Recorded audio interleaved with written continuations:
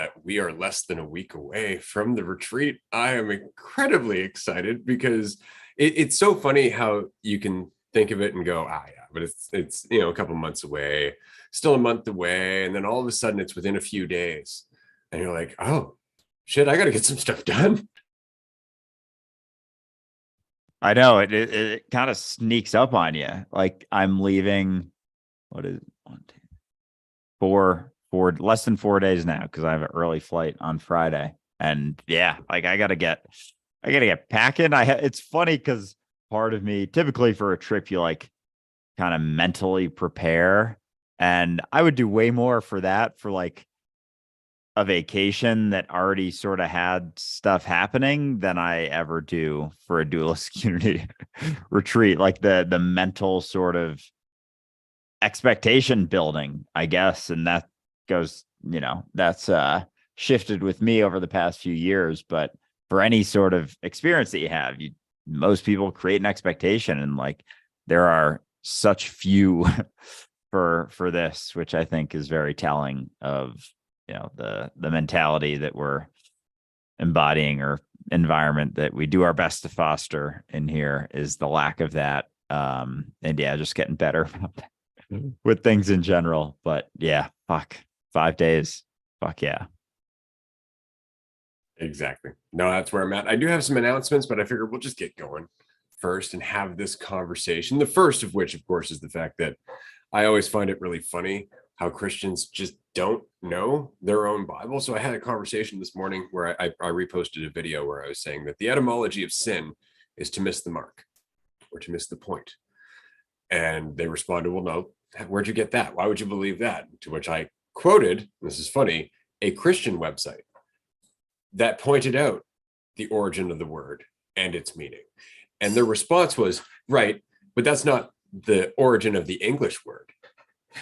And if you look up the origin of the English word, it relates to religious connotation. And the only religion in that area was Christianity, which means it came back from a book that was written in Hebrew or Greek.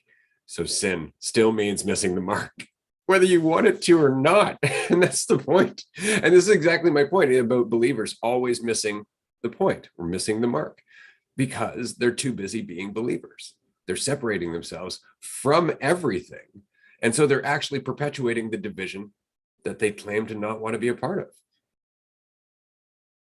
It's really quite clever, right? This is why you see so many politicians who will go out and take advantage of the system, take advantage of people, blatantly enrich themselves off the back of everybody else. But you'll see that fucker go to church on Sunday. Exactly. It's fascinating. Like I've had some experiences with people who seemed like they were really close to recognizing that they're not what they think, and they got caught up in the discomfort of it. And I think most of the time that's them like clinging very tightly to the idea. And then before you know it, they're back to like believing in God and that sort of thing. And not necessarily always going back to religion, but like doing that a lot because it allows them through that discomfort. They're like, oh, there must be a reason for this. And I want to maintain my idea of myself. And so it's like an easy little scapegoat. Oh yeah, there's probably a God, and he's watching over me because he cares about me and he's focused on me and he really cares about me more. And it's like, do you realize how many people are suffering, and you think you're the only one getting focused upon right now? And like it's fascinating just how much that's able to be portrayed, religion, as like this good and holy thing. And it's just this dark war creating machine that egotistical people can run back to when they want to feel better about themselves. Like that's the reality of what most religion is.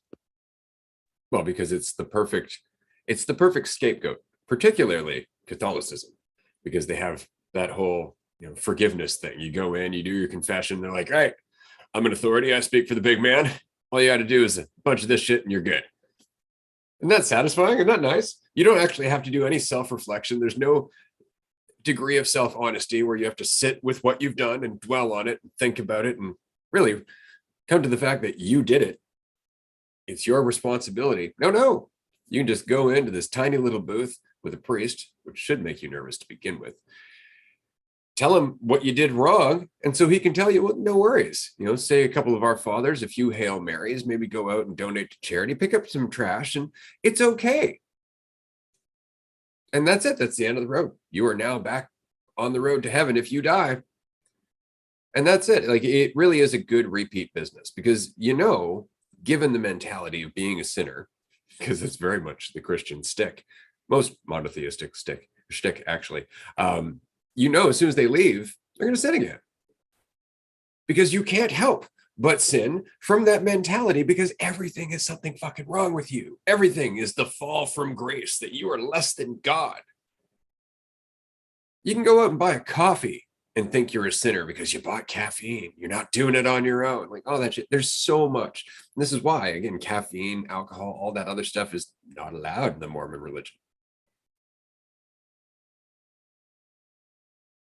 Yeah, it's fascinating how, and when you put confession, especially like that, like there is no necessity of self-reflection or anything. It's just like, I don't know why I've never thought of it, like how far it is from actually getting over something. Like you can just, I did all this stuff and they're like, okay, just do this. And then you can go from like being so worried and nervous about that and like feeling bad about all the shit you did to just like moving your gaze over here, just completely forgetting about all that stuff and just feeling way better because now, you can get in a car accident on the way home and you're living in heaven forever. Like, isn't that amazing? And all you have to do is just say some prayers, and there's like a complete lack of responsibility in that. Like, it's fascinating that that's a thing that grown adults are like, yeah, that checks out. Yeah, it makes sense. Yeah, because they're utilizing it, but it's fucked. Like, that's so wild that you could do something super fucked up, feel really bad about it, and then the priest can just be like, yeah, say a couple phrases and you're good. And it's like, so we don't really care if they go and do it again, because then they can just come back and go to church again and feel better. Because like, there's no concern for repeat offense in that. It's just say some words and you're chilling. How you keep people in the fold, right? See, that's the whole thing, is that it's the perfect draw, right? Like, you go out, you do something wrong, Catholic Church is always there to save you, right up to a deathbed confession to somebody who's been sentenced to death row, right? Because remember, their business model isn't necessarily money, it's believers. See, so while everybody else is out there trying to get customers, they're just trying to keep the belief. They're just trying to reinforce the need for them. That is their entire business model, is to keep you coming back. And so all they have to do is just wait until shit gets hard and make sure that you're surrounded by other assholes who trust them.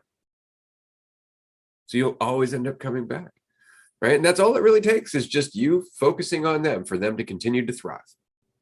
You have to consider, like, the downfall of the Catholic Church is one of the most monumental things in history. Like, at one point, the Catholic Church ruled kings and kingdoms. Everything they had was gold goblets and like the most costly buildings and builders and everything else. They were a force. Now they're just grasping on to what it is they once had, because now people are waking up. Information is easier to find. People are finding that they can survive on their own. The world's not quite as scary as it used to be, that kind of thing. And so they just don't have the same need to hold on to this. But what they do have is familiarity. What they do have is generational conditioning, right? And they rely on that to a very large degree. That's why they want to get those kids in a church, get them believing in Jesus really early, right? And the problem with that, is we were talking about in yesterday's Patreon call, is that it goes from, the childhood fascination with the concept of God and the recognition that that everything is one, that there is no division, to eventually becoming the egotistical view of God and the perpetuating of that division.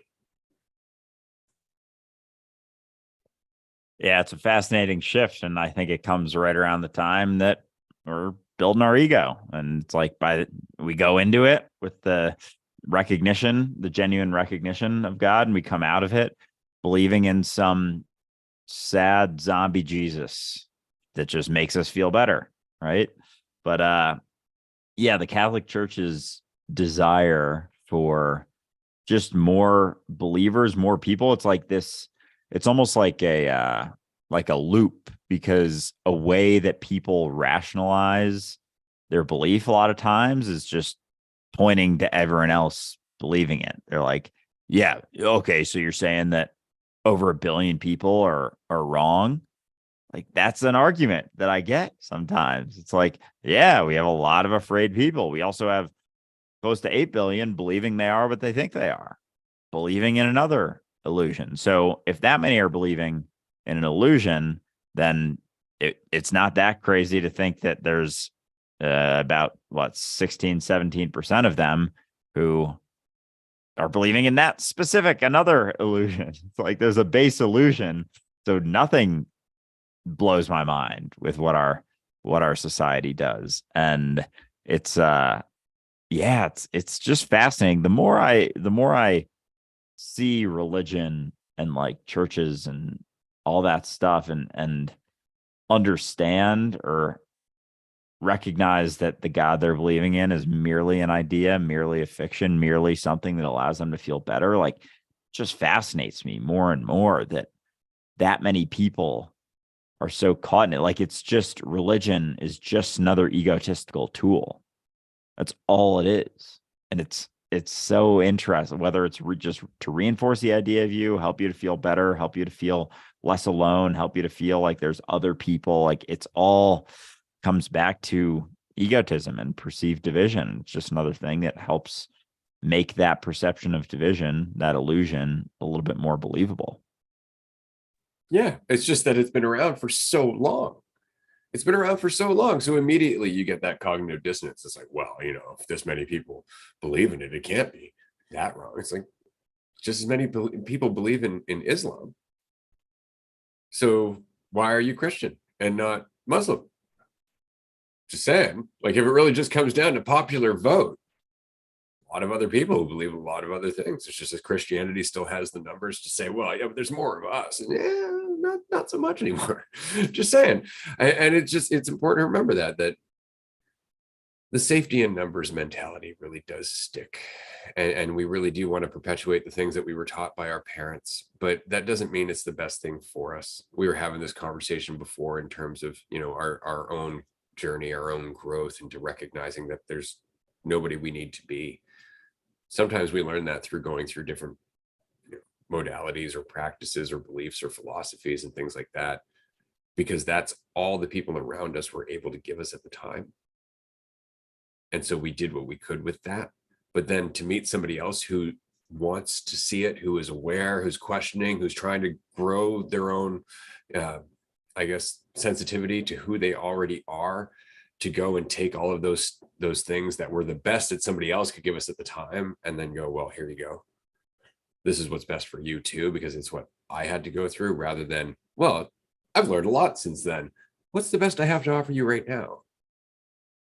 Right. And that doesn't exist in Christianity. It doesn't exist in most religion, because there's always this, well, the book, the Bible, it's the best. It's the only word of God. It's perfect. It's like, well, if it's so perfect, why are there so many missing fucking gospels?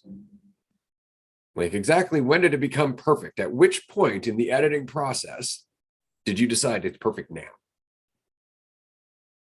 And is that going to change later on down the road? Right. It's just that it's always been around. That's all it is. It's just always been around.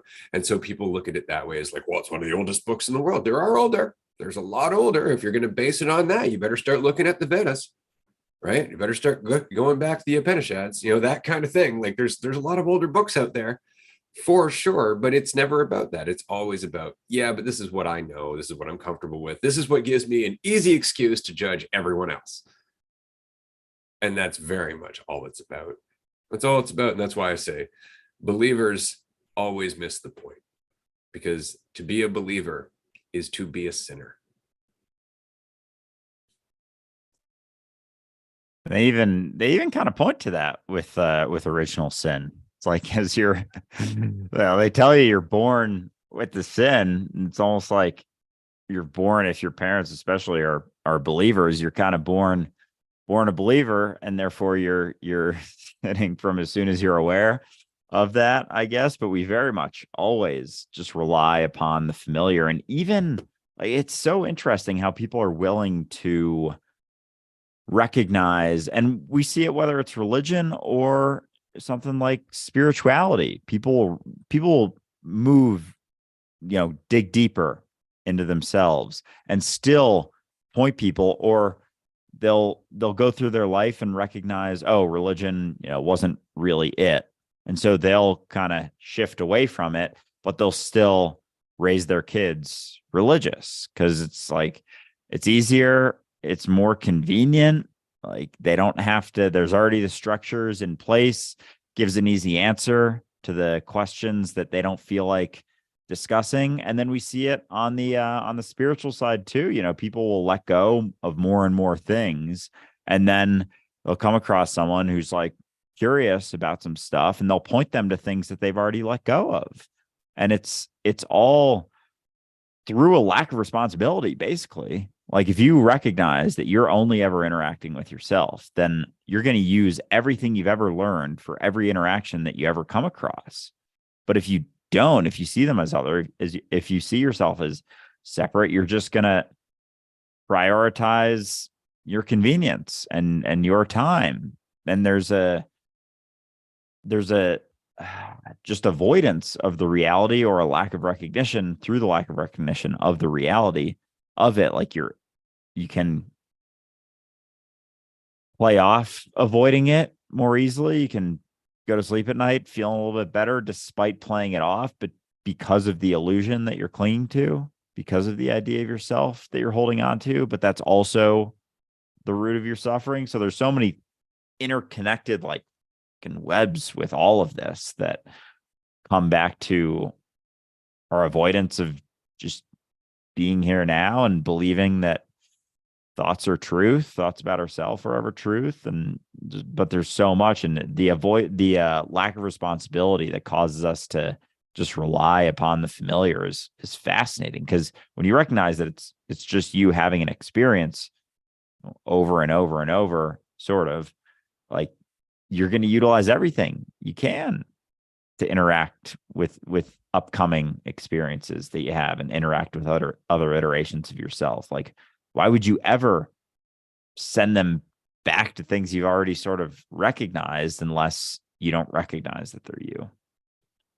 Well said. We have a question in the chat, and I want to address it quickly before we move on to the next thing that I wanted to talk about.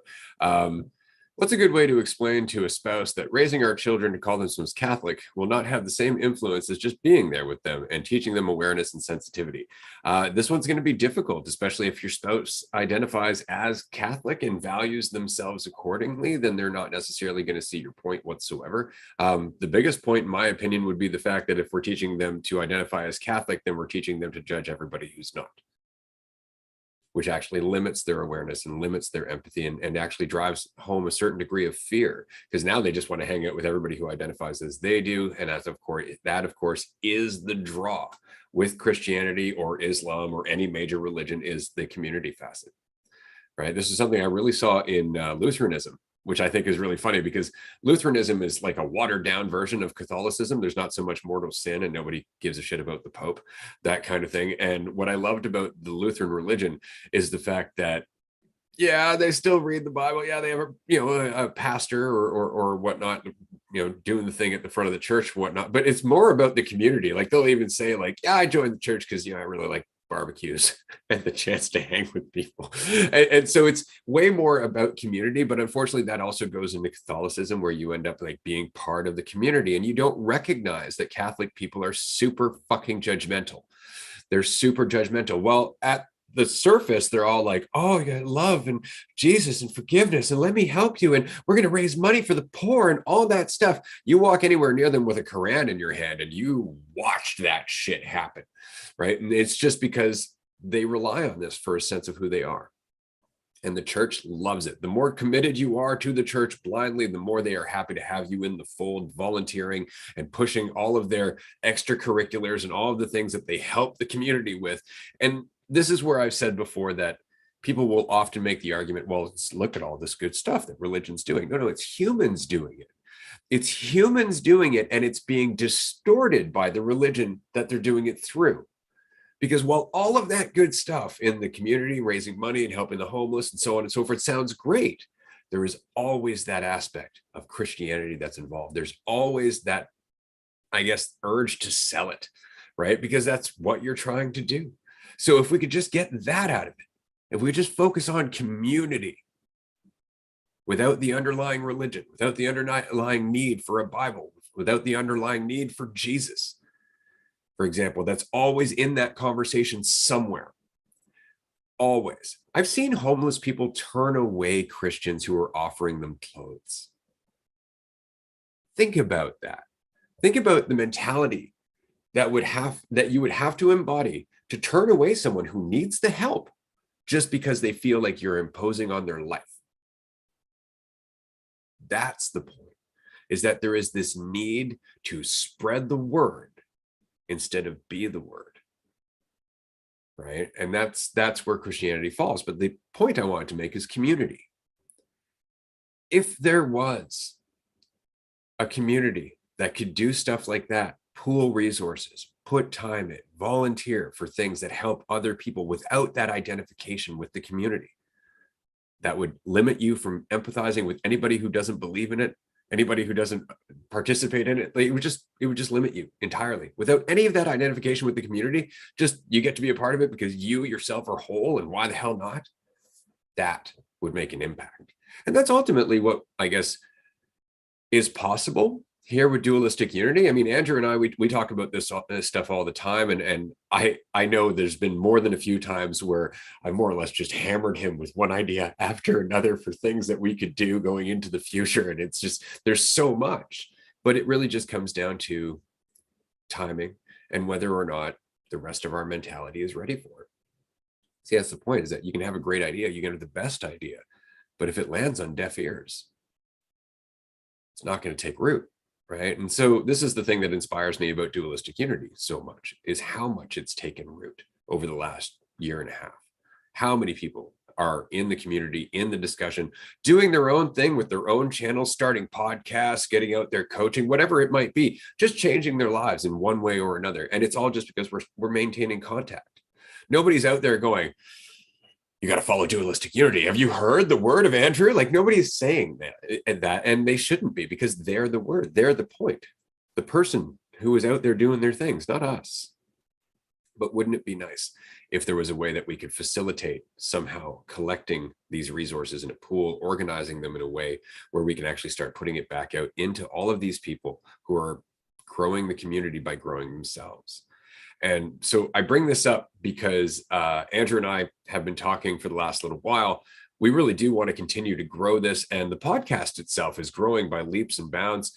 Every day we see more traffic, more new listeners and audience members, and that's great. It's really good. Likewise, our retreats are really picking up.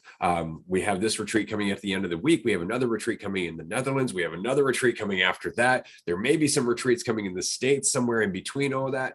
And it's all just opportunities for us to get together with everybody else and meet you in as many ways as we can. So that's all growing and doing great. And you know, it doesn't matter how you look at it, whether it's the community or you want to look at it as a thriving business. From any perspective, Dualistic Unity is going very well, regardless of the fact that we're not basing that on advertising money. We're not basing that on sales and trying to get you to buy everything that you can. Honestly, like, we say join us on Patreon because we're there all the time and we'd love to see you, but that's not necessary either. You can listen to 175 plus episodes for free, or join us every week for free. There's a lot of free stuff, is what I'm saying. So that all said, we see this growing over the next 5 to 10 years. We see what's possible, but we also see that there are a lot of other people out there who are offering to help. And so what we've done is we've created a investor interest form on our website. You can find it at dualistiCunity.com under the comment Under the contact section, there's a little drop down where it says contact in the navigation bar. You can find investor interest. If this is something that you're interested in, we are going to raise some capital. We are going to put it into spreading this word, getting it out there as fast as we can, and then actually creating resources that we can push out into everybody else who is continuing to grow themselves. Like, here's just an idea, and I'll throw this off the top of my head. Wouldn't it be great to have, say, buy an old church? Let's just say we buy an old church, and in that church, we put some solar panels up on top. We put a couple of graphics cards inside, churning some cryptocurrency, or just helping transactions to raise a little bit of money to help to pay for the property value or the interest or the taxes on that property. Inside, we can do some vertical agriculture, microgreens, things like that. We can host groups together. Hell, we can even offer daycare. Anybody who wants to volunteer to offer daycare, so that way we can actually talk to kids without shoving shit down their throat that they don't fucking need to know, so they can just be themselves. And we could just do stuff like that. Be intelligent about it without asking anybody to believe in anything. To let the tree or let the fruit show what the tree is, that kind of thing. We're just out there helping one another, being there for one another. I don't want you to believe shit. I think that speaks for itself. And wouldn't it be great if we had a lot of resources just to put it out there and be in everyone's face about the fact that we're doing this without religion? What's that? You say religion is great for mankind. It's funny. We got all of that benefit and none of that stupid shit. Nobody has to go into a small, tiny, dark room with some creepy pedophile. Amen.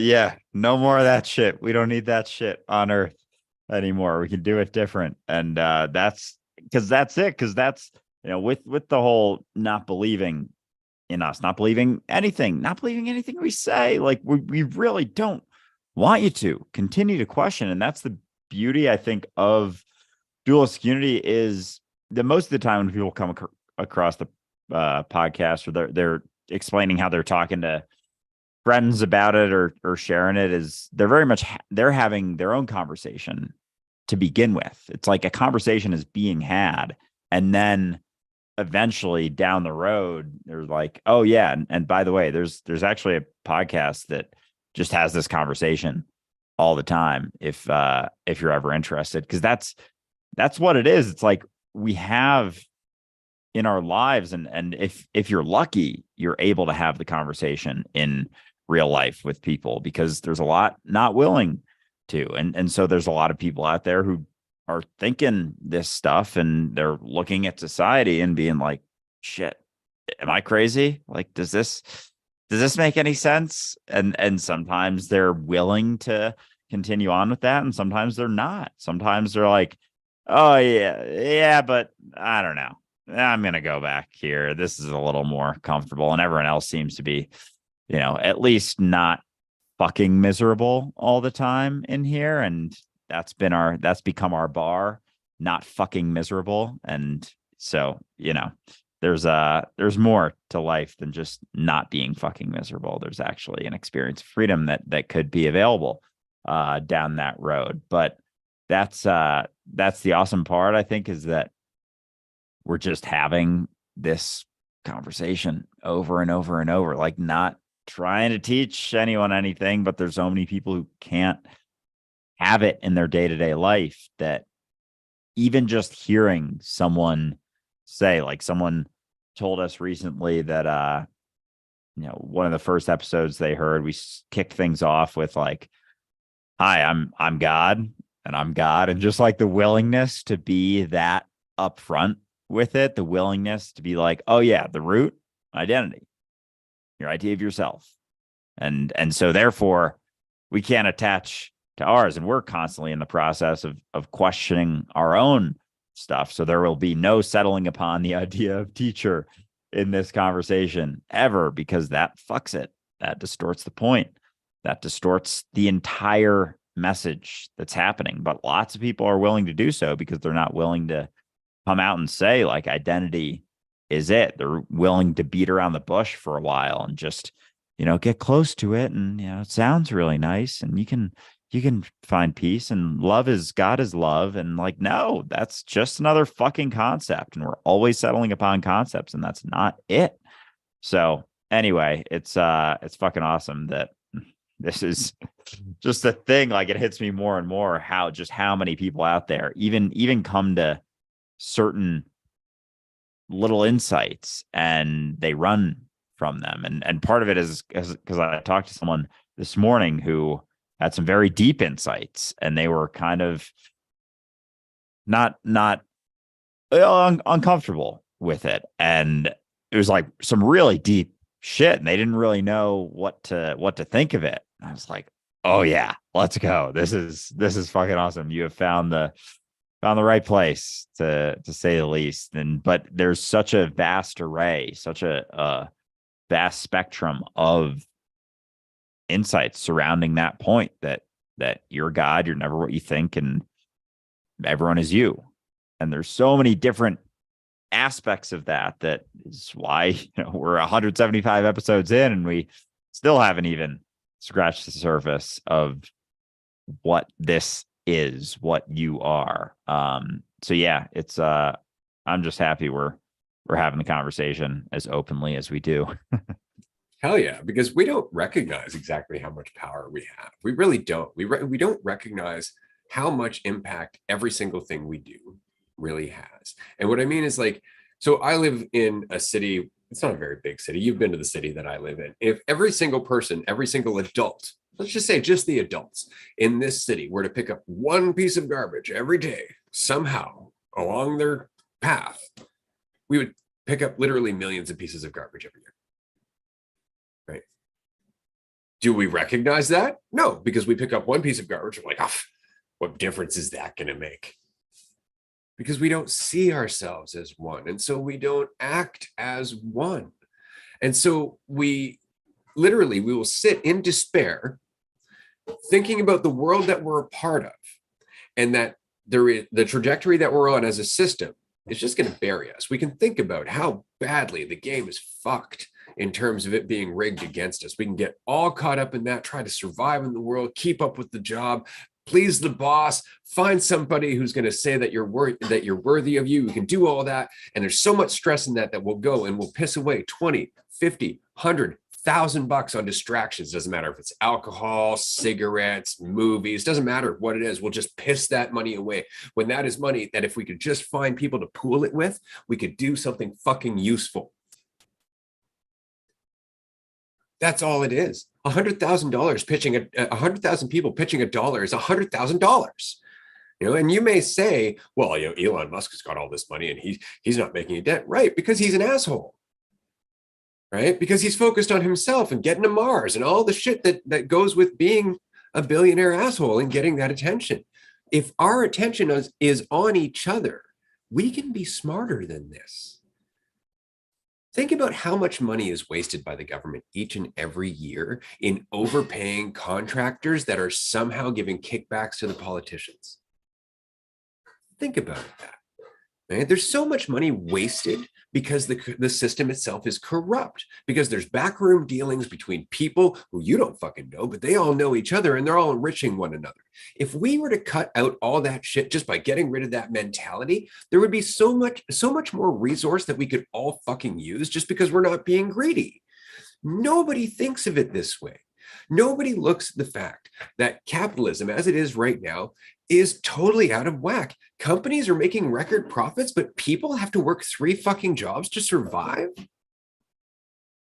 This is not a problem with capitalism. This is a problem with us. This is a problem with the way we see each other. This is a problem with how we prioritize our existence. And it's all based on this mentality. So if we change that mentality in ourselves, and we find other people who are changing that mentality in themselves, and we pool our resources, not just money, your insights, everything that you're going through, everything that you're learning, all of the challenges that you have. Talk to people in the Discord, get on these group calls, make your own group calls, whatever it is, be vulnerable, be yourself. Don't demand that people be anything other than what they are. And we all have a chance of coming together because it feels right. Not because we need to survive. Oh my God, the system's going to go to shit. No, but because We're actually tapping into a mentality where we recognize that we are one and we can act accordingly, but only if we have the mentality. We can't idealize this like dualistic unity promises to always act as one. That doesn't mean shit if people in the organization don't get it. See, it just becomes another religion. So the point is the conversation. The point is the growth in you. The point is the growth in yourself. And if we can do that and pool our insights, and we can pool our ideas, and we can pool our love and our empathy for one another, then we can also pool our money. Then we can also put resources into things that are going to yield more resources so we can continue to have this conversation. And that all said, I'm really happy to say that despite the fact that I only put this investor contact form up this morning, we've already had almost $10,000 pledged. Fuck yeah. Because I mean, the amount of things that are possible that no one's willing to look at because they're so caught up in the idea of themselves. Like there's so many things you can do with like not that much money. And I'm not saying, relative to those with fucking shitloads. Like we had $1 million, you know how much crazy ass shit we could do? Like that would be fucked. What is possible with just that, which nowadays, like in certain cities, can't even buy you a house. Like that's how crazy things have gotten. But there's still a lot you can do with that. Like there's so much when you're not focused on yourself, when you're focused on impacting the reality of yourself. But it's funny. I like that you bring up we can't say something like, Dualistic Unity always pledges to act through unity, and your conceptual idea of unity basically is all it is. Because that's what kind of, not that it separates people, but it separates how willing people are to get into this, because we can't we're not defining dualistic unity. We're never going to define what dualistic unity is. We'll come up with, podcast summaries of like, things we talk about, but in terms of what is dualistic unity, it's because it can't be set. And we've had this happen in the past when we've gotten into some controversial topics and people had some, visceral reactions, and they were like, "Ooh, I don't know about that." And we got a lot of pushback within the community. And what a lot of people recognized was that, oh, they had a conceptual idea of what dualistic unity was. They had an idea of what we stand for and what we're pushing and what our goals are and blah, blah, blah, blah, blah. It's like, it's sharing a conversation that will help you to feel less alone, and through that, recognizing that maybe you're not so much of what you thought that you were, and through the conversation, but through having the conversation in yourself. It's not just listening to it and thinking like, quoting things that are said or anything like that. It's having the conversation in yourself and just knowing that there's others out here having it as well. But yeah, it's with the societal side of things, so many people will just get caught up in thinking like it feels too big to face, feels too big to handle. And that's just been, a mentality that's run rampant, just like the ego, just like the perception of division. They kind of go together in a sense, because that too bigness is you.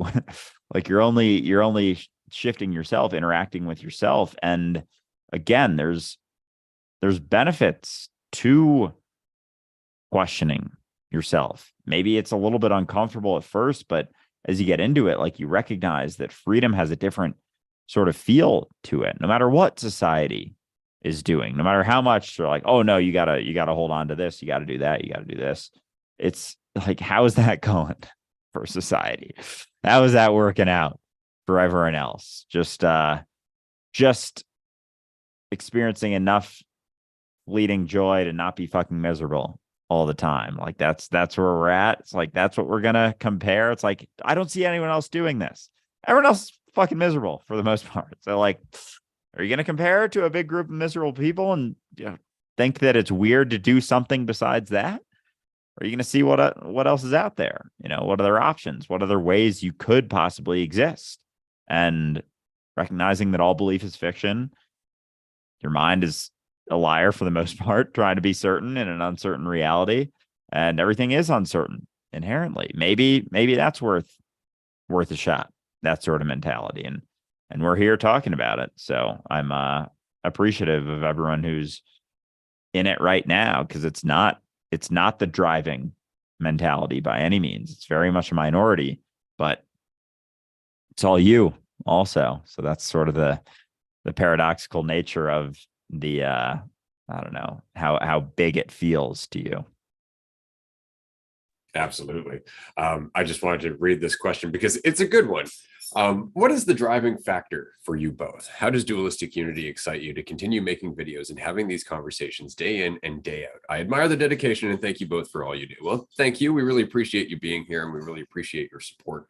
I'm going to let Andrew answer this one first because I know my answer is probably going to be a bit of a ramble. This means a lot to me, but I'll pass it to Andrew because again, like Andrew is 28 years old and has this passion at this point in his life. And I'm continuously inspired and impressed by the fact that he has that passion, despite, again, having a life that many of us wish we could have had. And yet knowing underneath doesn't mean shit if you yourself are not working on yourself. And so he's done all of that work on himself to get here.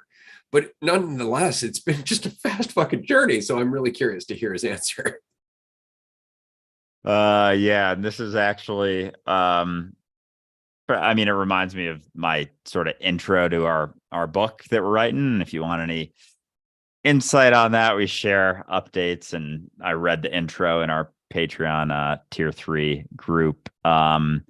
But yeah, fuck, there's so much like this I feel like this could take up half this call, like us going back and forth about this. Because there is so much, because it goes along with the shift in mentality too. Like, why do you do anything? Oh, why even live? Whatever. It's like, oh, why not? And when you recognize the infiniteness of the opportunities of your potential, combined with the recognition, which again goes very much hand in hand, that this is all you. It's all you. It's all your dream. And so the more clearly you recognize that, the more clearly you recognize that this fictional idea isn't the reality of you. And the amount of freedom and lightness and relaxation and ease that has come from this journey, it's not to say without discomfort as well, but that always goes hand in hand with growth. So the more I recognize that, the more I recognize how all of the things that I always strived to do or to be were all for the fiction, and they were all to a degree reinforcing my suffering. And so throughout my life, Ray and I have very different upbringings and backgrounds. Certainly, we've said it a number of times. I think we even said it on episode 1, just like the duality of our upbringings, like the drastic differences in that.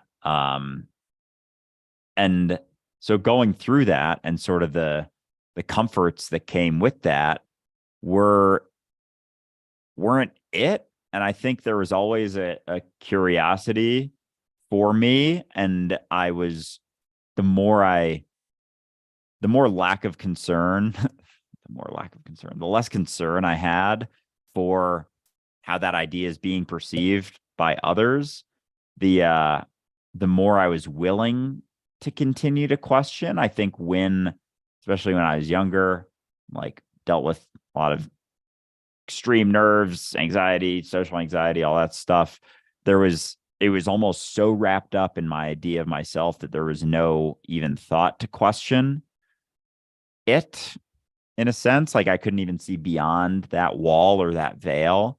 And so over time, I've been more willing to question that. And as I've become more willing to question it, more easily able to see where all of that suffering is rooted in. And it's just how willing you are to continue to unravel that. Eventually, you're going to come to these recognitions. And so the thought, even of, it's not to say that everything else going on in society or other jobs or whatnot, like I'm sure I could be happy in lots of jobs, but the more deeply you recognize it, the more you just want to interact with yourself and share it, because there's so much fucking bullshit out there. I'm seeing that more and more. Like the more conviction I have with all of this, the more I'm like, oh my God, there's people giving talks to like 10,000 people and they're totally fucked. Like they're backwards. They're literally sending people further into ego, into identity, into suffering and despair through this message that they're getting across. And so the more I see, and that's just been for me like the last, I don't know, even just like fucking month or two, I've come across a few people and I'm like, oh my God. It's like, oh, they're clinging to so much bullshit, so much illusion. And so the more I see that, the more it reinforces this and like the reason for doing this, because no one talks about the root of suffering being identity the way we do, with like just the fucking bluntness. Like you're suffering, you're caught up in the idea of yourself. And there's lots of things that are reinforcing it. Lots of people who are telling you that's just how it is. You know, that's what do you mean? I'm the idea of myself. I value myself based on this. Like your value doesn't fluctuate because the idea of you is never the reality of you. You can never actually know yourself, but everyone's going to tell you that you can, that you should even. And so obviously a lot of factors. In summary, feel more free in myself significantly more through this. And this is just my process. This is just Ray's process of unraveling this. We have not gotten to any fucking end, because there is no end. It's not us recognizing it and then coming on here and being like, all right, so we got to the end and now we're going to make a podcast and talk about it. It's like, this is our process. We're just recording it. We're just talking into a microphone as we go. Basically, that's the only difference between us and anyone else who maybe isn't talking about it quite as much. So it's freedom in myself, my own experience, and how much more potential I'm willing to see in myself, and the capabilities that come with that make me super fucking curious. What's possible? That curiosity is a massive part. So freedom, curiosity, and all the fucking people full of shit spewing shit and having big platforms and just saying fuck shit that's sending people further into identity and despair. Those are my main three, I think, is what I've come to. Nice. I love it. Absolutely. Before I give my answer, I just wanted to address one of the comments here, and only because there is a misunderstanding in the comment. I'm so excited to see how all of this will unfold. Me too, especially with the donors now. They're not donors. I just want to mention that Dualistic Unity is not a charity and we're not a religion. We're not in any way going to be trying to take advantage of that particular loophole. Instead, we're going to show how fucked this system is by using a whole other level of loophole. No, Dualistic Unity is actually Dualistic Unity LLC, registered in the United States. It is its own corporation, and there are other subsidiary corporations that are going to be coming into it specifically for the different endeavors that we get involved with. So do keep in mind that if you would like to invest in Dualistic Unity, there is an ROI. There's a return of investment on your investment over 5 to 10 years. There's also opportunities for an equity share. There's also opportunities for part ownership, depending on what your investment is and how much you would like to be involved with what we're doing. We're not asking you to donate. We want you to get something out of this because you're helping everybody else get something out of this. See, my whole thing is this. I've spent the last 15 years thinking about, if I had even just a little bit of resources, what would I do to make that resource generate more resources? And Dualistic Unity is that to me. You see, to me, Dualistic Unity, this podcast, is a spring. that continues to generate value for everybody because there's 175 plus fucking episodes out there. And so anybody who is on their journey looking for things to chew on that lack snake oil and lack bullshit, it's there. It's there. And as we're changing, that's all we need. And I know because as I was changing, that's what I couldn't find. Everybody's looking for their soul tribe. Everybody's looking for their teacher. We don't need any of that. We just need something to chew on so we can go through our process without being pushed and pulled by the need to identify with it. That's all we need. And so to me, the reason I do this, the reason I'm so goddamn excited about this is because I get to do that. I get to just create that shit and leave it out there for somebody to find. You have any idea how much I love that? I don't even fucking know who's going to find it, except that it's me. So I just get to leave it out there. And Dualistic Unity, to me, if there's anything that this is, because remember, I'm good. I'm God. I'm everything. I don't really need anything. I'm perfectly happy if I had to have a job and pay my bills that way until the day I die. Fine. No problem. I will find a way to milk that and get the most out of it for sure. Or I can say, fuck it, and see what's actually possible and just try. And that's what this is. This is what this is. What is possible? So every time somebody asks me, well, what do you see as the 10-year goal in this? Like, I don't fucking know. You know, there's no limit on what's in my head. Jesus, if I had the resources, I'd change the world overnight for sure. Because there's so many ways that we can, but they have to be ways that don't perpetuate the problem. And nobody thinks of it that way because nobody sees the fucking problem. They see people suffering and they want to make that stop. But then they try to make that stop with things that perpetuate that suffering.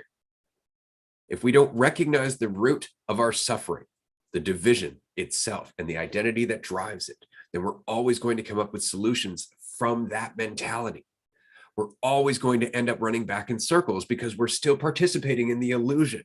It's like being afraid and trying to solve a problem while you're afraid. Your fear distorts everything you think.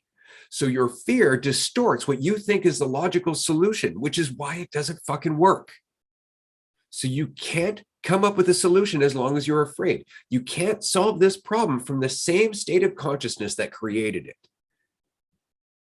So to me, the answer is simple, which is kind of funny because that was the flyer that I created when I first woke up. You're the answer. Be yourself, be whole and complete in yourself. And then all of a sudden you'll have nothing left that you need and everything else to give because you recognize you're giving to yourself. It's a totally different way of living. And it's possible all the time. It's just that we're surrounded by people who have convinced themselves it's not, or settled for something because everybody else around them did this as well. There's nobody out here doing this because they're crazy enough to do so. And so none of us think it's possible. It's possible. You're doing it. I'm doing it. Andrew's doing it. We're all going through this change. It's just that throughout our history, it's been so difficult to connect with other people who are on this path because there was no means to do so, that we just never actually pooled our resources and our insights. And every time we try, it ends up becoming a goddamn religion, or it ends up becoming a monastery on a mountaintop, instead of being something that actually works in the real world as a mechanism of unity, as a mechanism of recognition alone. That's all it is. It's not about dualistic unity. It's just about the mentality shift, and that changes everything else. But that mentality means not doing it for ourselves. It means Andrew and I have to do things like say, nope, we're going to make this much money and that's all we're going to make. And then, nope, anybody who works with dualistic unity is only ever going to make this much money. You got to understand, like, dualistic unity is always going to have a cap on anything it pays anybody. You're never going to find us paying $200,000 a year to somebody, regardless of how good a video editor they might be or anything like that. It's never going to fucking happen, because if that's a demand, they're not working with us. Nobody needs that. Nobody needs that, okay? Except in a world where we're all scrambling for the scraps that are left. But if you're part of a community that's making sure you have enough, they have enough, we're all taking care of each other, tell me why you need that. Outside of the fear that you're not enough. And that's what I mean. The mentality has to change. And those with a different mentality are going to gravitate towards this. And those that are not are going to run the fuck away. And that is how Dualistic Unity is going to continue to grow organically. We're not out here trying to please a larger audience. We are actually creating an audience that hasn't had anywhere to go up until now. That's it. We're just creating the way to facilitate that conversation. The audience is there. We've just never had a place to gather. Now we do. Well said. And regarding, there's some follow-ups regarding the investors. So investors very much, it's like it's not just a donation. It's not just a like involvement. It's a investment, like with a return and whatnot. Like it's not just, you know, like I love you guys. Here's some help. It's very much like, you know, people invest their money. Like very few people, you don't just hold your money in cash, like all your money, you invest it in different things. Like that's like us. It's no different than that sort of situation. It's another way to invest your money, essentially. Especially for those who are very involved in the conversation. And I know you're talking in regards to like investment and stuff, but was that also your response for the question of why? Okay. Yeah. I just wanted to make sure. In case you wanted to, yeah. But yeah. And no, we want people to get stuff back from being involved with us. You know, it's very much like Amanda, for example. Like Amanda is helping us in so many ways. And right now we just don't have the capacity to give her any kind of monetary compensation. And so we do everything we can to share with Amanda everything else we can right now, just to show her, you know, that we're very grateful and thank God for Amanda. But if you're willing to pitch in some money and it's enough to help us get this going on to the next level that we're looking at, then yeah, we want you to get some return out of that, and a healthy return. Again, like this, I understand. I've been in business a long time. I understand, you know, risk return, that whole consideration. We're not stepping outside of the business norms, but we are saying that this does have to come from a place where you recognize what we're doing, where you recognize this isn't focused on profit. There will be some profit because we will continue to grow over time, but nobody's going to be lining their pockets. Nobody's going to be offered a huge return that doesn't make any sense. It's always going to be reasonable. It's always going to be what's best for the community, not for any one single person. That said, though, it is an investment. We do want to make sure that you get basically a return for your risk, for your investment, for your help, and all of that stuff. It really is an investment with a healthy ROI. And again, the option to possibly own a little bit of what we're doing. We're going to be doing a presentation on this, a couple of presentations on this going into May and June. So if you are interested on any level whatsoever, go to the investor interest contact form on our website and just give us your email and what you might be looking at investing, and then we'll get in touch with you as we get closer to May and June, and we'll do a whole presentation on what we've got going, what our traffic currently is, what we're projecting this year alone, what we can do with a little bit of investment. There's a lot. We've already done 2 business plans. They're just waiting. Like I said, we have healthy ambitions and no fucking ceiling. And so if that's something that excites you, this is something you're going to want to get involved with. I was saying in regards to the question before that you talked about the investor part before, like your driving factor for everything that's Dualistic Unity and whatnot. Okay. Yeah. Oh, okay. I wasn't sure. All right. Kind of high. That's my excuse. But anyway, yeah, no, it's there's a lot going on.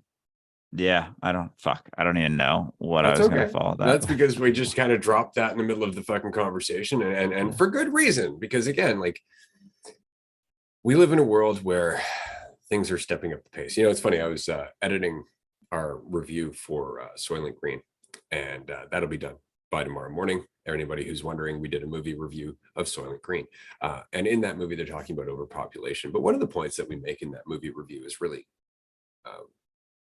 quite important, which is that if the population doesn't recognize the direction that it's going in, it will continue to justify that until it's too late to do anything about it. And so this recognition of our mentality in terms of duality, division, identity, and not being able to work together simply because we all come from this sense of lack, this need that makes it impossible for us to actually exercise any degree of clarity or empathy whatsoever. Just this conversation alone is making an impact. Like, we are changing the course of things very slowly, but it's changing and we're seeing it picking up the pace. But that all said, that doesn't mean we can't floor it. That doesn't mean that we can't step on the fucking gas and actually put more and more energy and resource into this. It's just a matter of whether or not people have that resource. And we're not in any way saying that you should or must at all, right? Like, we're just saying this is going to continue to grow. We're just adding one more option that might be, kind of like adding NOS to this car. Yeah, exactly. And yeah, it's the it's funny because and I guess this is just something that always fascinates me, is just how lost we've become. And like, as you start to wake up more and more, like, and question all the things you always believed to be truth that you just looked at and you were like, oh yeah, that's the way it is. And you're always told, like, oh yeah, that's just how it is, kind of. And growing up, it's just like, oh yeah, that's just the way it is. And because it's fucked, because like when we're kids, that's when we learn all this stuff and we're just like soaking it all up and we're like, oh yeah, okay, that's the way it is. I think this way, I identify as this, I look this way, and therefore, these are my thoughts. And they're kind of curated in a sense throughout our childhood, and then we just get comfortable with it. And like, it kind of blows my mind how lost we've gotten, but at the same time, it's totally understandable. Like, I always go back and forth. It's like, how are there so few of me that see this right now? But at the same token, like, how does anyone see it? It's like both of those things. Like, how does anyone even recognize it in how much is working against it?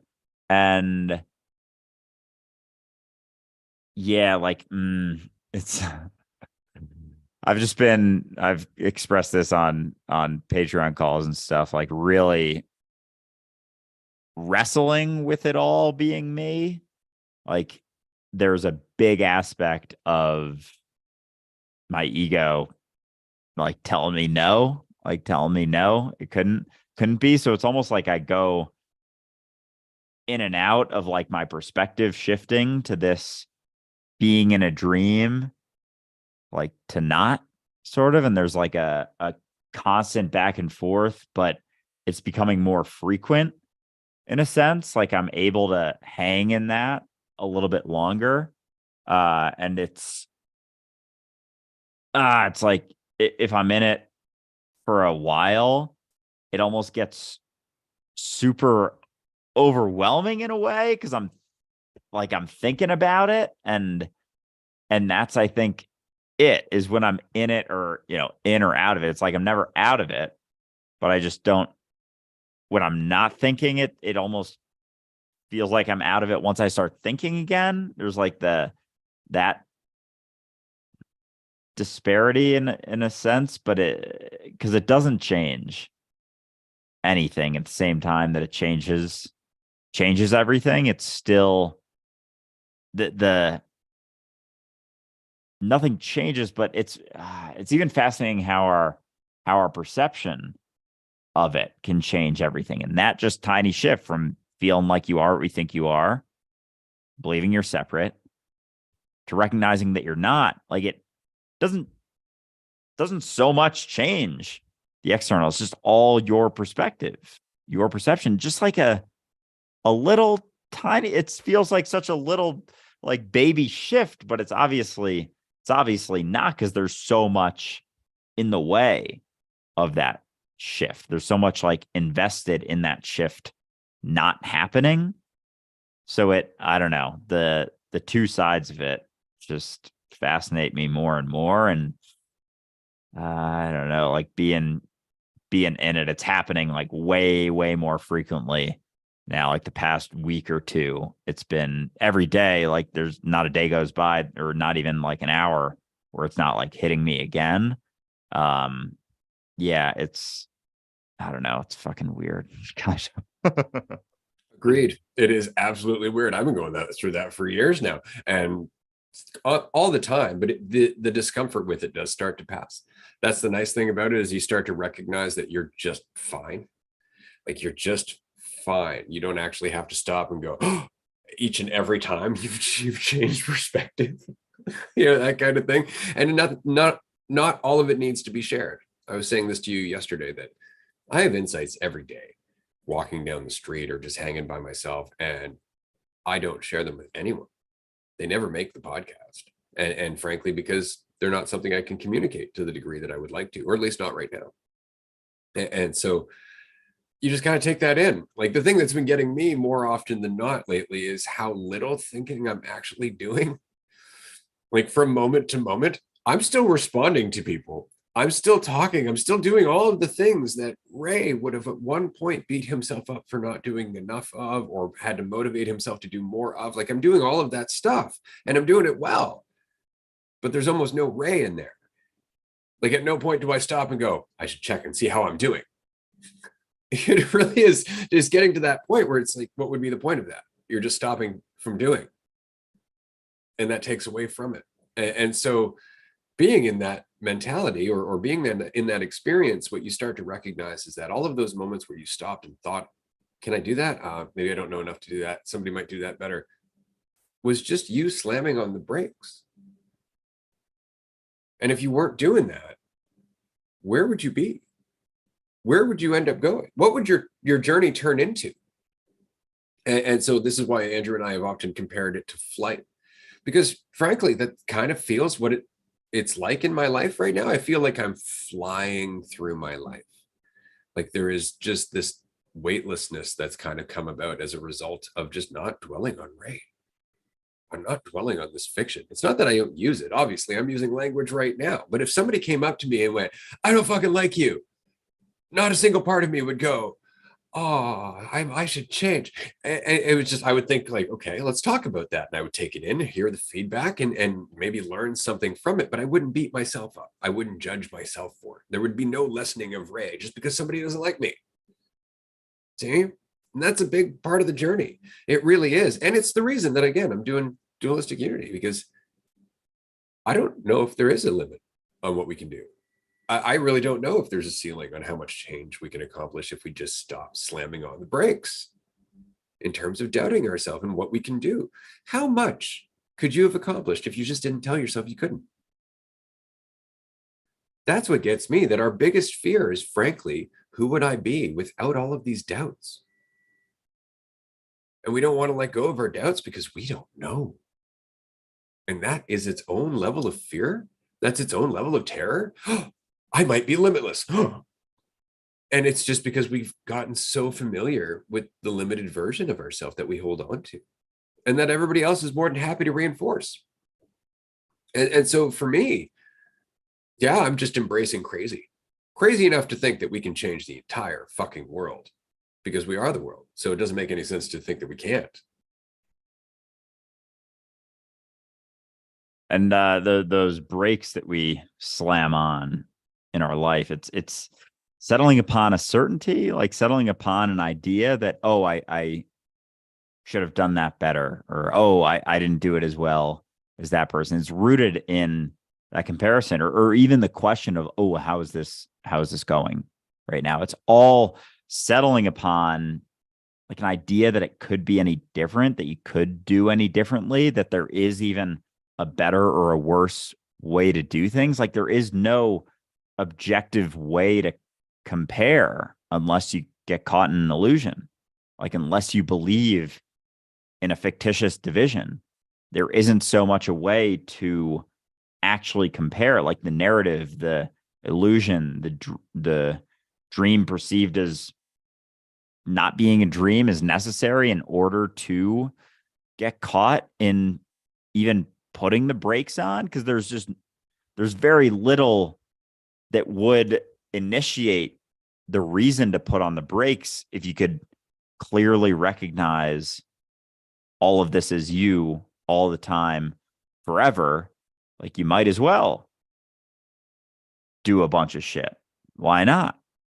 And it's the story, the narrative, the idea, the judgments, the comparison, the measuring of your value that gets in the way of that, the fear of how it's going right now, the fear of it being diminished in the future, the desire for it to be raised up, and it's all caught in the idea of you. So that's always what's going to get in the way. That's always what's going to hinder us, or even seeing you in yourself in a certain way of like any sort of believer or any other identity-based thing is going to inherently cut you off from a lot of opportunities, even just things that it's not necessarily so much an internal dialogue. You just see yourself as a certain way and you're like, oh, I'm this type of person. I'm not going to do that because I'm this person, because I am this, because I know that I'm this, or even believing that you're not a certain type of person. Oh, I'm not that.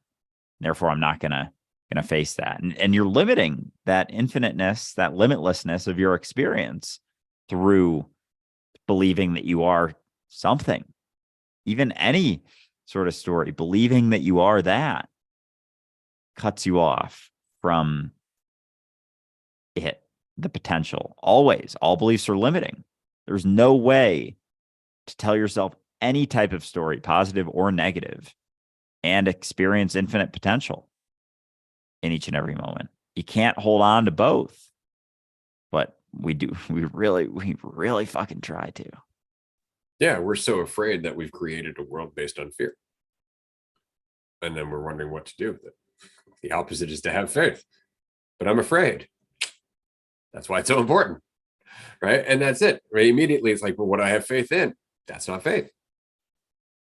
See, the whole thing is being willing to put yourself out there. And this is something I find really interesting because I have no doubt, Andrew, you've had the same conditioning in terms of like looking towards people who have made it in the business world, whether it's like Steve Jobs or any of those people, and all of the shit that they did. And what you'll notice pretty consistently about every single person who's really made it in terms of a large corporation or something like that along the lines, it's because they didn't tell themselves they couldn't. They always say the same shit. You ever notice that? They always say the same shit. Yeah, I just didn't listen to anybody who told me I couldn't do it. Yeah, I just kept putting time in it. I kept doing it because I could see that was going to happen. Blah, blah, blah, blah, blah.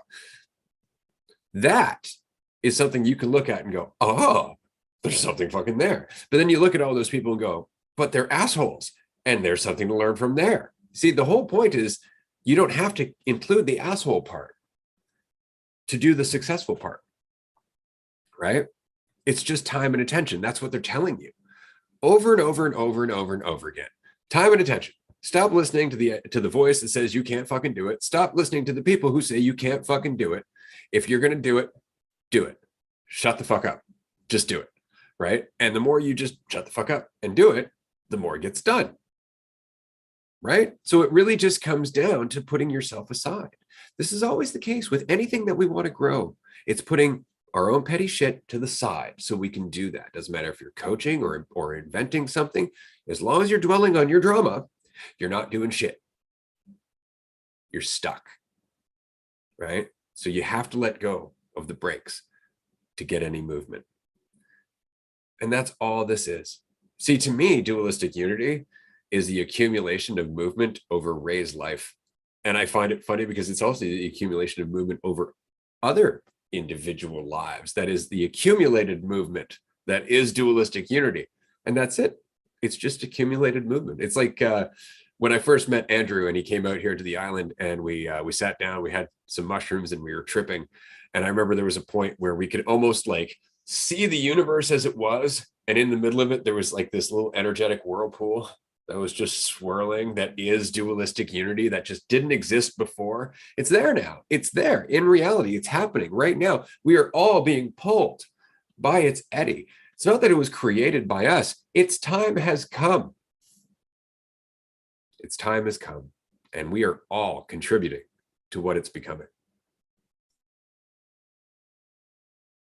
Hell yeah. Yeah. It's happening. And even that paradox of like recognizing that you're not what you think in your everything. We think of, the sort of story of Andrew or the story of Ray as like initiating something, but then it's like that thing initiated us no differently. Like we have impact on, say something and someone's like, oh my gosh, like that was super helpful, or oh my gosh, you're a fucking idiot. Whatever the response is, and that their ability, it's like it's always the observer and the observed interacting. Like it's always that, and the observer isn't initiating the observed isn't initiating the observer, but they're also both initiating on both sides, both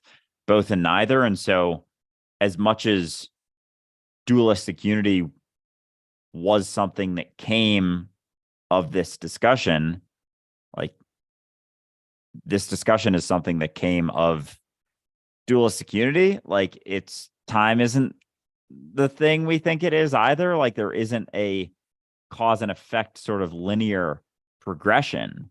It's like, I don't want to say an inevitability, but in a sense of like the swinging, there's always going to be a push and pull, give and take sort of thing. And so not necessarily dualistic unity, like the whatever concept of that you have, which isn't what it is, but the reality of it, of the recognition of the conversation, of the discussion, is kind of always going to be inevitable in this back and forth to a degree. And so it's just something that's happening no differently than you're something that's happening. And the ego tries to point to like, well, this, cause and effect basically, but it wasn't that either. Like, it could even just in our relationship, it's like you could say that you letting go more and more of yourself initiated me letting go, but also me letting go was initiated, you letting go, because there isn't a me and a you. It's just one thing happening, and that keeps going through it, kind of getting pushed and pulled by itself, and how much it recognizes that it is itself or that it's something else.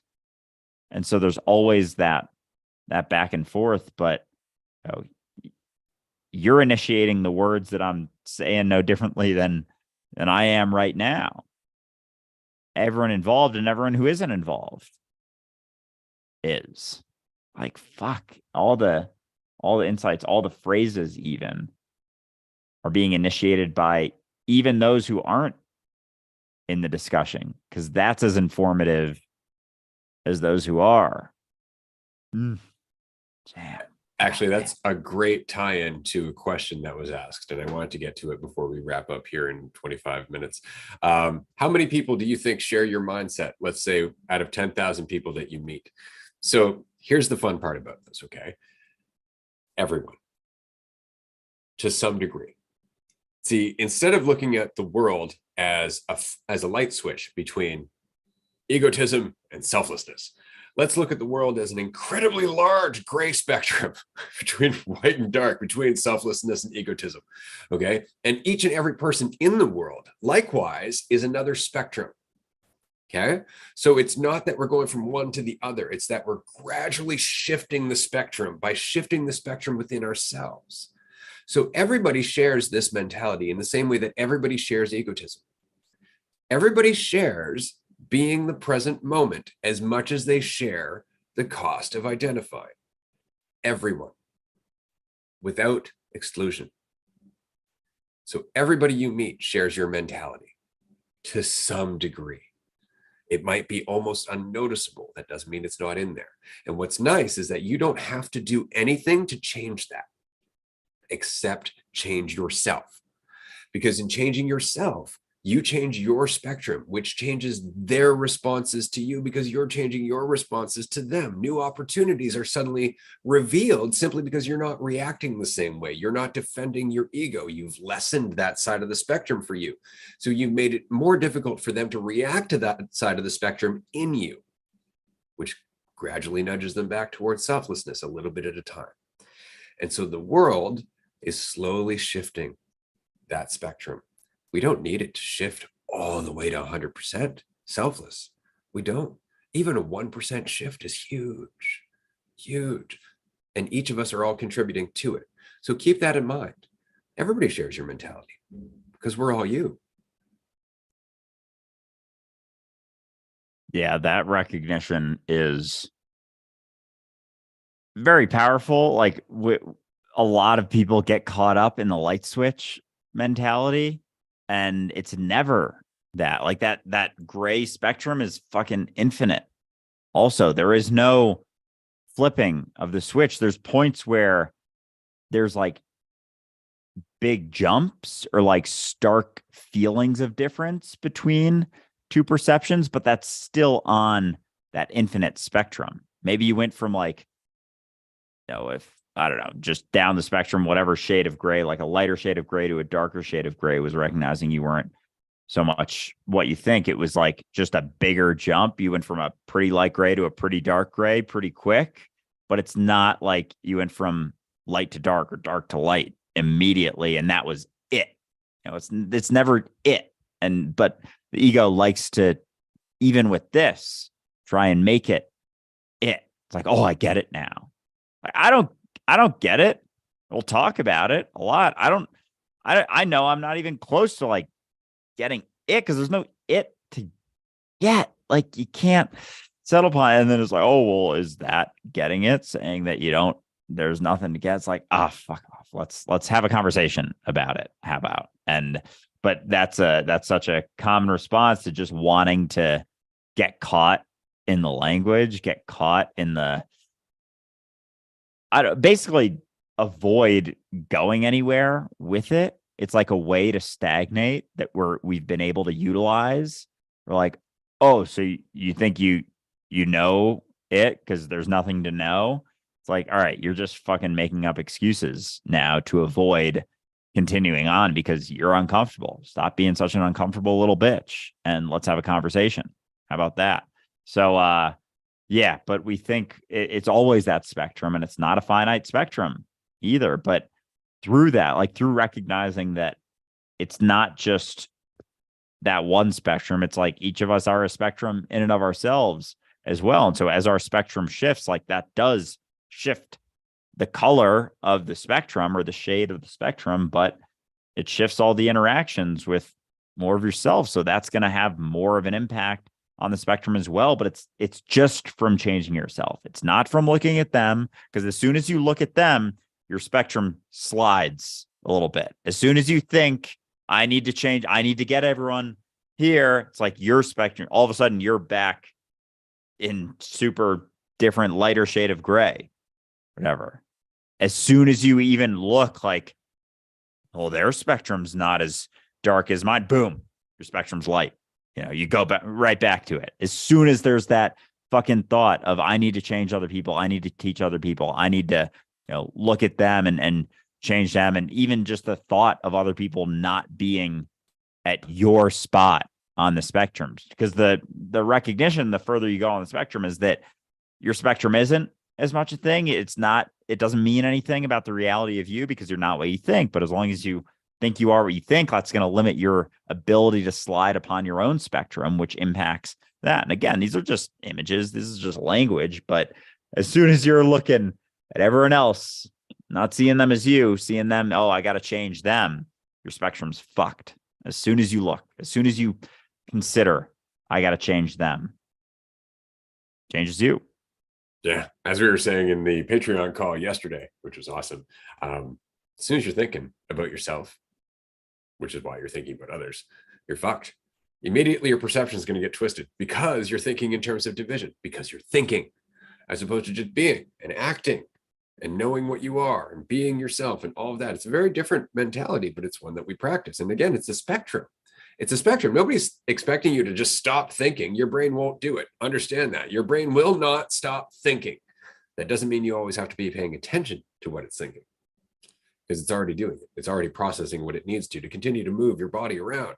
You don't have to pay attention to that. Your body's doing that for you. It's kind of like your heartbeat, right? Like your body, your brain is processing all the information it needs to know about your body in the world that it perceives, in the same way that your heart is processing all the information it needs to know to keep your body going.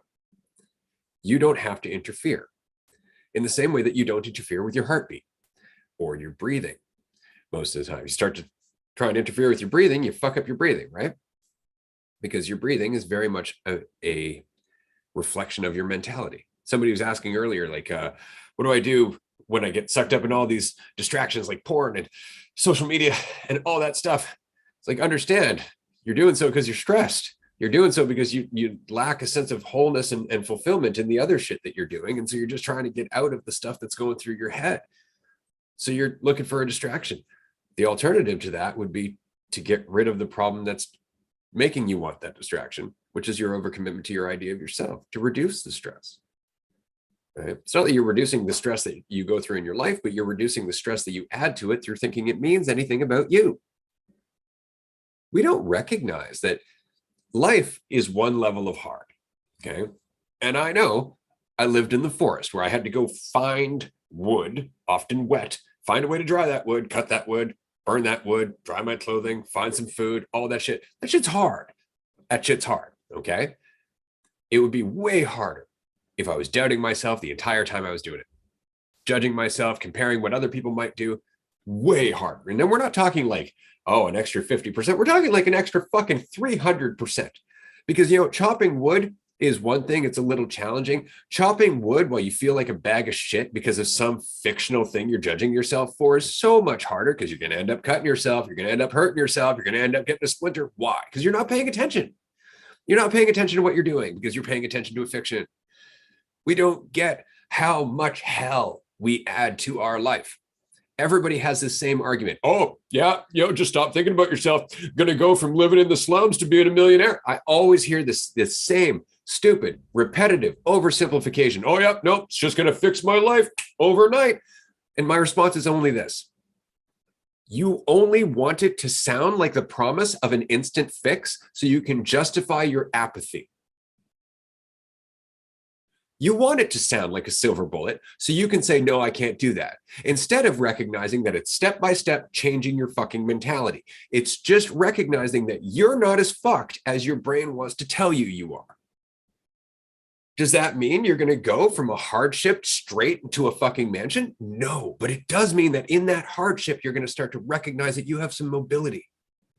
You have options that you maybe didn't see before because you were telling yourself you didn't.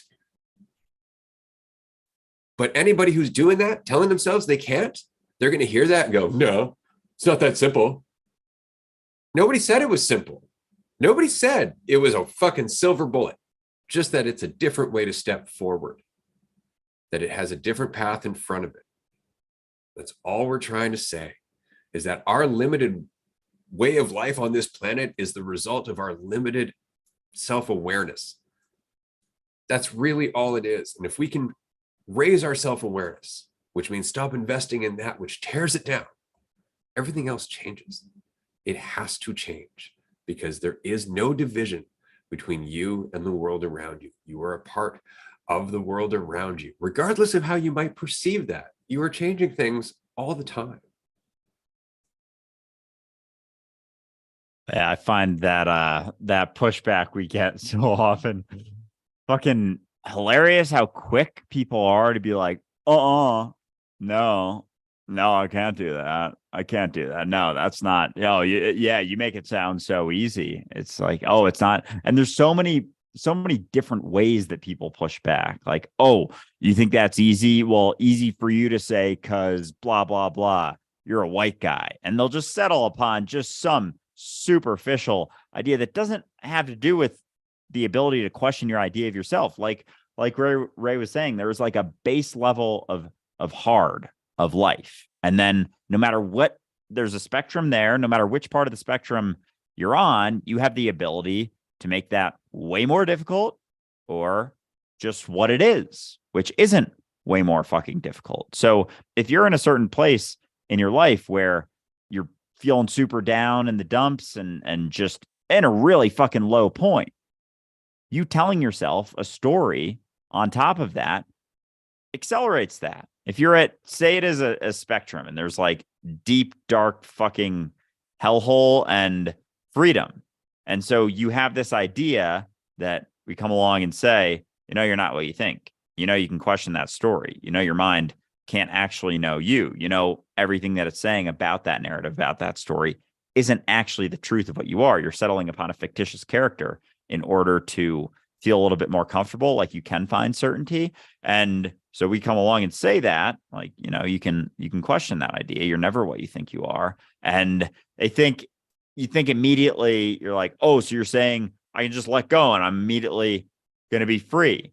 And because there's that desire, there's a reason that people hold on to that story. There is a certain investment, an attention investment in that story. And so there's a resistance to even questioning that it may not be because of all of that investment. And there's the, even the fucking sunk cost fallacy. People will use that argument like, oh, I've been thinking about it for so long, I might as well keep thinking about it. It's like, I've been in hell for so long. You're telling me there's a door over there. So, but instead of that, I've been in it for so long, so I might as well just stay in it now.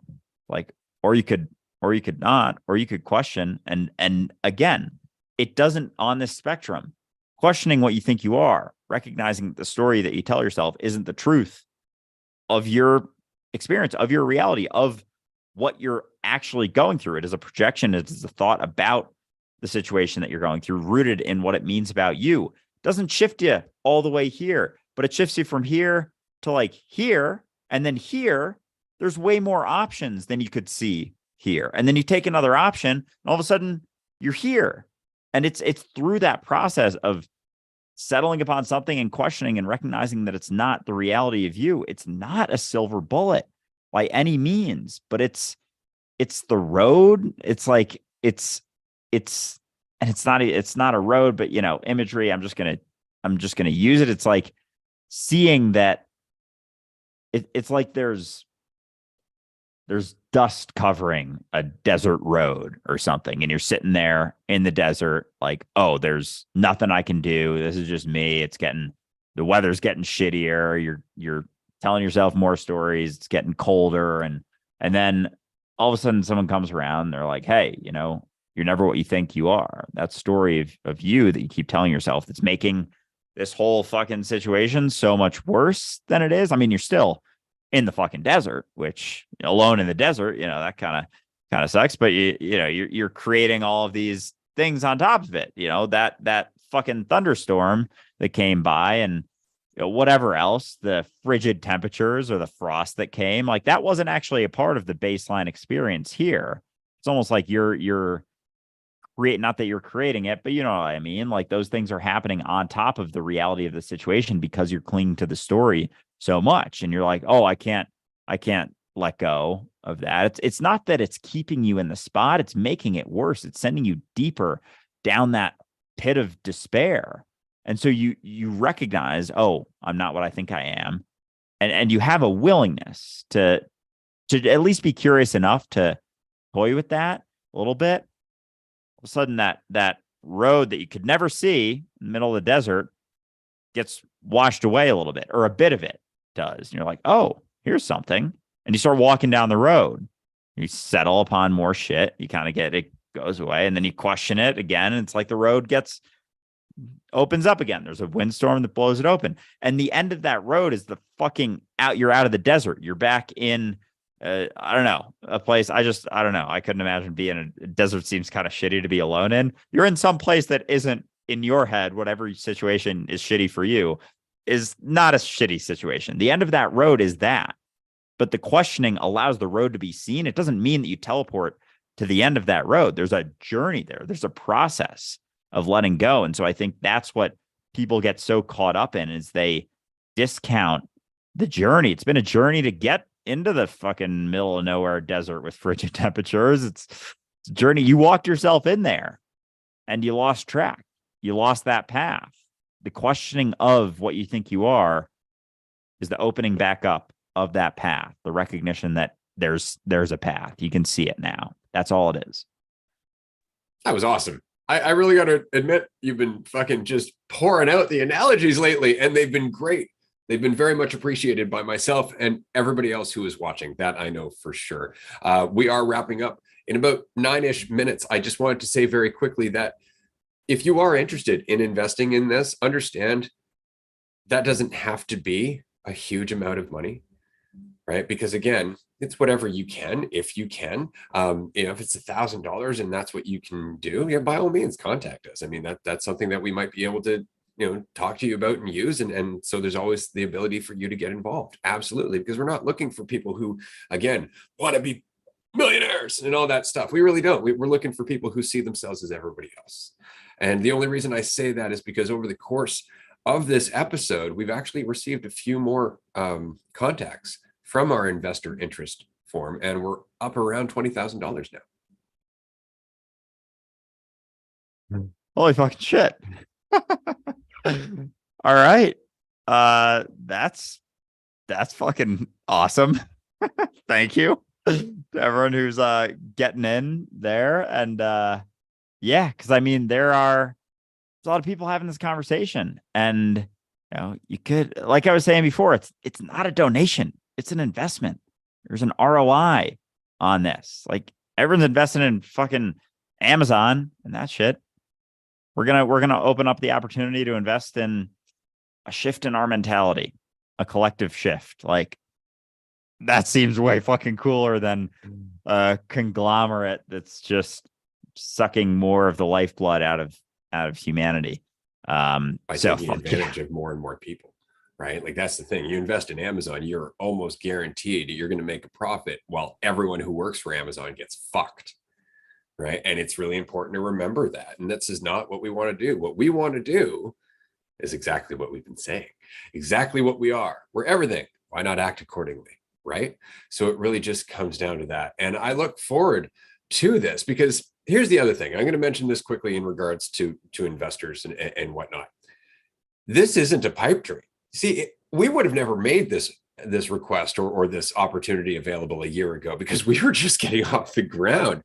This podcast has been going for 16 months. We have a sizable audience. We're getting closer and closer to some sizable monetization on the podcast side alone. Anything that anybody gets involved with right now is going to kick up real fast in terms of how much we can do, because we've done all the foundational work. We've done all the prep work. We've done all this shit. There's 180 some odd logs on the fire, as it were, not to mention the 500 or so hours of groups that are available in our Patreon page. If anybody wants to go there and just soak in the collective information and insights of the entire community over the last 16 months, there's so much. And it's just because we love this. We love doing this, and we see it growing so much to the point where we quit our jobs because not doing so would have actually hindered the growth. We're there. We're right on the doorstep of fucking turning this over. And this is the perfect time for anybody who wants to help us kick it up a notch. And so everybody who's contacted us, everybody who will contact us, hell, even if you're just thinking about it, or if you want to tell a friend of yours who's looking for a good investment, thank you. Thank you so very much, because we're going to do exactly as we're saying, which is what we've been doing this whole time, just being ourselves, wanting to be there for the rest of us. We got about 5 minutes left. So if anybody has some last minute questions, you can toss them into the comment section. We will do our best. Alternatively, of course, you can join us for a tier 1 call, which is 2 hours today. It's going to be happening in 20 minutes. It's only $5 a month, which means that you can talk to Andrew and I up to 3 times a week for less than 35 cents an hour. Just a steal of a deal. Cannot recommend it enough. Patreon.com/Dualistic Unity. Definitely check it out. Fuck yeah. Yeah. Yeah, fuck. That's pretty damn cool. All the people willing to get in there. And that's the thing. Like, we've been at it for a while. It didn't just start anymore. And we've gotten to where we are from just like not putting almost any money into it at all. Like, we've been able to utilize social media and whatnot and spread the word, but to be able to get a business to where it's at now without like any, especially this type of business, like, you know, rooted in a podcast, in a conversation without putting any money into it is pretty damn cool. And I think I don't even recognize, because I haven't had as many business endeavors as Ray has been through, but like I recognize it, but I don't know if I even recognize how cool it is to get to this point without, obviously, you know, there's the investment of us doing all our social media stuff and the time we've put in to that over the years and everything. But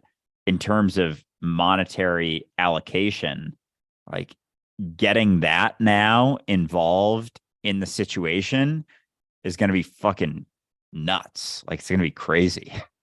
Oh, for sure, because we're going to utilize it in the best way possible. I'll give you a perfect example, and we'll wrap up on this. Last year, we were in the People's Choice Podcast Awards, and we're going to be again this year. For everybody who's wondering, we're going to be in the People's Choice Podcast Awards again. We'll let you know when you can go and nominate us and vote for us and do all that fun stuff. But we managed to make the final slate, the semifinal slate for the People's Choice Podcast Awards in September. And we had only been podcasting for about a year at that point. And we didn't have a huge audience, but we still managed to make the semifinal slate. But as I'm watching these awards and the people who are being listed, each and every podcast that we competed with had a fucking production crew. Like it was like a group of people. It wasn't just the podcast host, but it was like the producer and the editor and their team and all that shit. And I kept thinking to myself, how much is that fucking costing you? Because I'm telling you right now, we're never going to do that. Like the reason that we do this podcast on Zoom the way it is because it's organic. I don't need a goddamn studio to do this from. I don't need a giant crew. I mean, it takes one person to edit this episode when it's done. At the moment, it's me. So none of that's ever going to be possible. But think about that. Let's just say we were one of those podcasts. We had 5 people on our crew. Each one of those people has to be paid, I don't know, 50 a year, 60, 70,000 a year. 5 people at 60 a year. That's $300,000 in a year because they can't edit their own fucking episode. What could we do with that? What could we do with that in terms of pushing the message out, getting more people involved, in terms of helping, in terms of just doing just ridiculous altruistic shit? $300,000? Fuck yeah. No, we're off to a good start. We have learned how to do this fucking on, what is it, shoestring budget? If that, like we have done this on nothing except just enthusiasm and pep and a little bit of craziness and the willingness to fucking do it. Imagine what we can do now with some resources. Imagine what's possible, because again, we're right on the cusp. We're so close to those corporate advertisers just wanting so much of our space because we've already grown and we've done so without any of their help. And it's just continuing to grow. So I want to share all of that. I thank everybody who contacted us in the investor interest form already. If you're going to do so, thank you for doing so. If you're not going to do so, that's great. No worries. I'm just glad you're here and that you're part of this conversation. And I look forward to helping facilitate this as it grows. So that way, whatever you're doing in your journey, it's totally appropriate to you. So we can be there for you. I don't care if you can invest now or not. The fact that you're investing your time and your attention in your own awareness is what makes this possible. There is no ceiling unless you put one there. Amen. Looking forward to chatting with some of you on Patreon. Tier 1 call. So it's just $5 a month. See you there.